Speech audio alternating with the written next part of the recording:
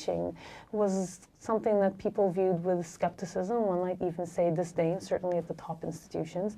And now it's something that's become almost accepted, that this is the direction that we're all moving, and the question is only how do we navigate it, not whether it's going to happen, but when and how. Google invites faculty members from computer science to a summit once a year in their Mountain View offices, and I was listening to a talk about YouTube, and it occurred to me that that kind of model of short video units with a lot of interaction built in and a big social network around it with people communicating with each other about the content in the videos would actually be a good way of conveying content to students, leaving more time in the classroom for that meaningful dialogue that so few of us have time to do in traditional lecture instruction. And that was really, for me, the beginning of what turned into the Coursera journey, is that point in time.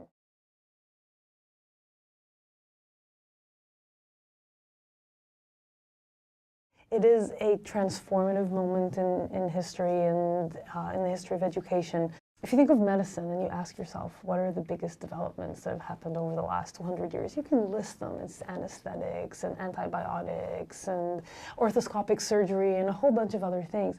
If you think about what are the big developments that have happened in education since the printing press, there's really not very much. And I think this is one of those moments where we can really transform education.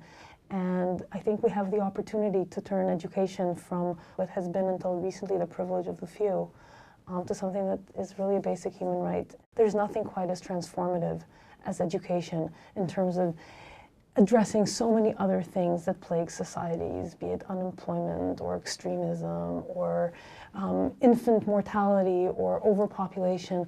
All of these things, once you start stratifying for education, you see that the problems go away as people become more educated.